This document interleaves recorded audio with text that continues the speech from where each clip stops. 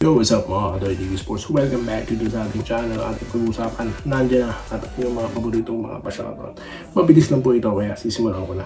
Unahin na po natin ang Gilas Pilipinas. Hindi po naging maganda ang ating kampanya sa third window.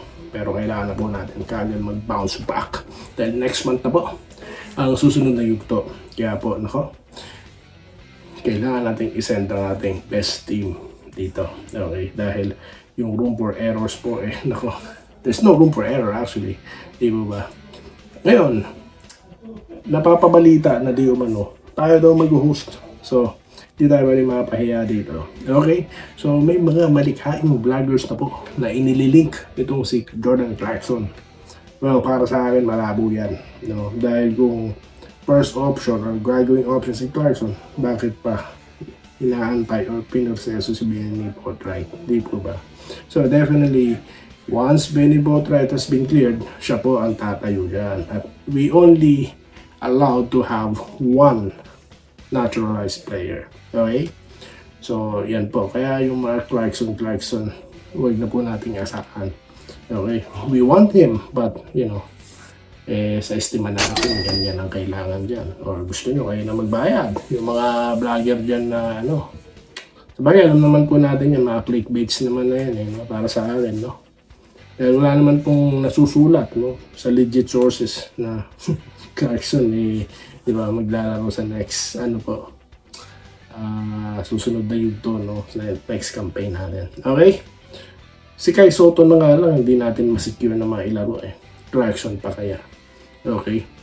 So para sa akin ang Gilas natin, ang kailangan lang dyan planchain lang yung place natin, i-modernize natin, pabilisin natin dahil ang bagal, puro dribble, siguro minimize natin yan. So yun lang naman tingin ko yung lineup na ginamit natin is okay na rin di ba? I do not know sa inyo, para sa akin okay na sila. Let me know your thoughts. Okay, Barangay Ginebra pa na po tayo. Okay. So, bago po yan, kayo po ba naka-follow na? Naka-subscribe na po ba kayo? Kung hindi pa, pasuyo na lang, sa mga followers and subscriber na, well, sana po makapag-like kayo, Okay, so maraming salamat sa inyo lahat. Okay, so Barangay Ginebra na pabalita, na ito pong si Scottie Thompson, injury pa rin, he need weeks to fully healed, or maipahinga yung injury niya. Okay, so ibig sabihin, hindi pa kagad makakalaro dito si finals MVP natin na si Scottie Thompson do it all. Well, problema ba yan sa Ginebra? Well, sa early stages, hindi naman po siguro pa. Bakit? Meron po tayong best player of the conference yan. Di po ba? At yung ating pong sinisipat monitor na pwede natin i-consider rising star ng Ginebra na si John Abis mabibigyan ng pagkakataon para po makalaro. Okay, so yan po ang nakikita natin dyan.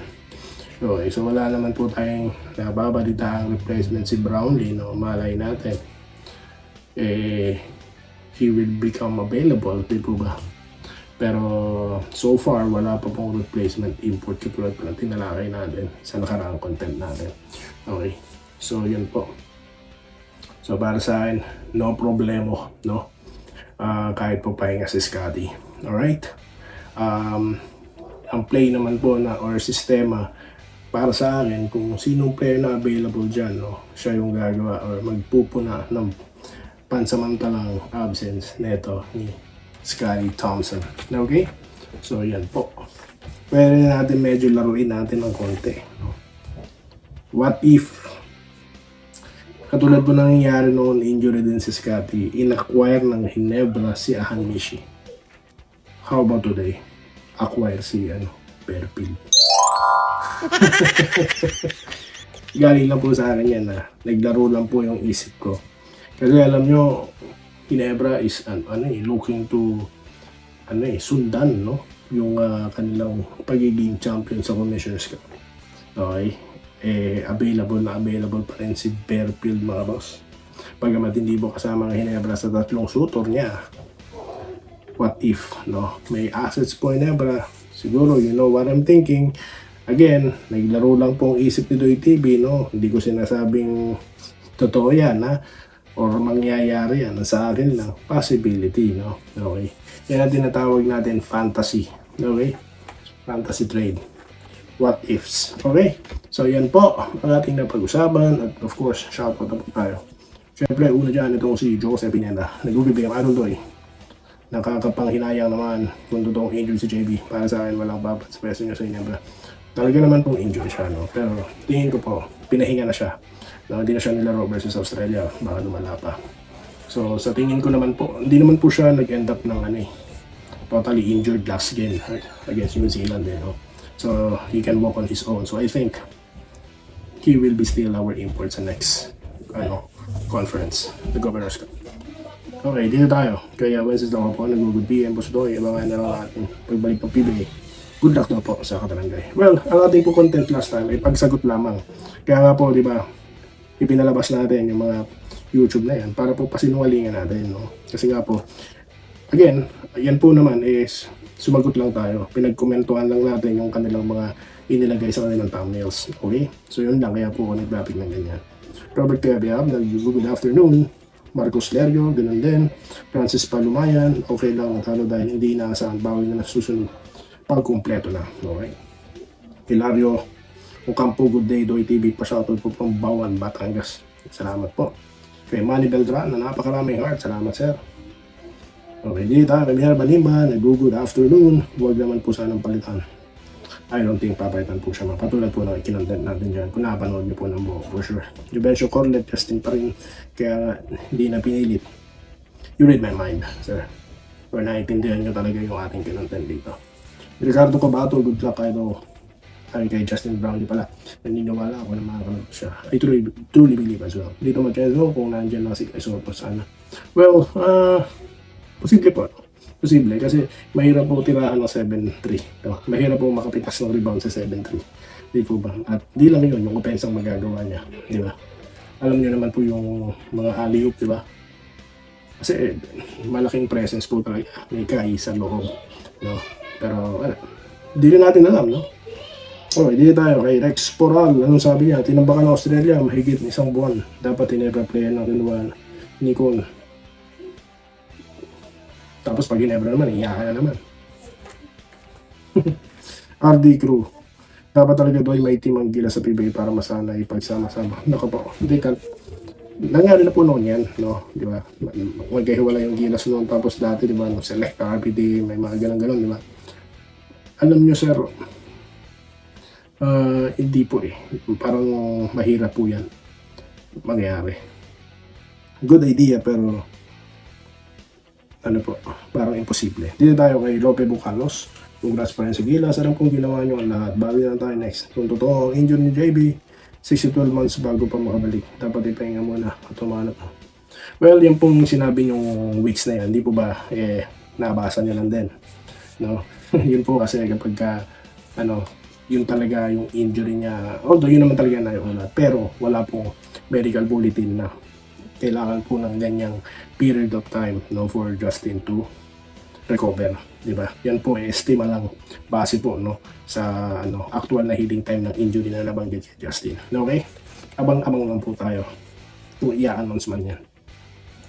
Kumuha muna. Tingin ko mo naman po, sir, makakalaro si Justin. Kaya tingin ko hindi kukuha Ginebra dito. Definitely kukuha po sila. Hindi po papayag ang management kahit sinong team sa PBA na maging dehado, wala silang replacement. Magiging po yan, disadvantage. Di ba? Every game sisiport up pa naman. Di ba? So, yun po. Rodriguez po sa doon, totoong chance na Ginebra ngayong susunod PBA conference. Ako, syempre content ko yan. Abangan nyo sarili sa magiging sagot ko dyan, sir. Alpi Gomez, kaya basta kumpleto at kung lumaro si Kai panalo sana. Kaso sobrang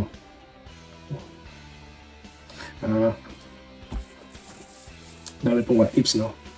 Hindi po natin kasi alam talaga ang rason, no, kung bakit wala naman palang summer league itong si Kai Soto. Ba't hindi siya nakapaglaro sa Gilas, no?